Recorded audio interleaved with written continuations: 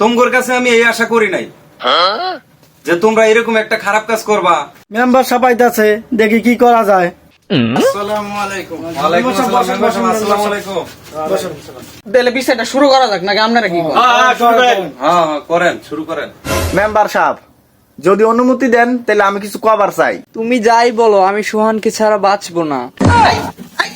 তুমি কোনো কথাই কবে না, তুমি কোনো কথাই কবে না, তুমি কাজটা করছো কি? এই বয়সে এসে তুমি আজকে তোমার নাং থুয়ে আর একটা নাঙের সাথে বাড়াই গেছে যাবার কাছে হ্যাঁ?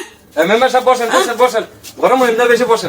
তাইলে আমি যে বিচার দিমু এই বিচার কি সবাই মানবো? হ্যাঁ মানবো, মানবো।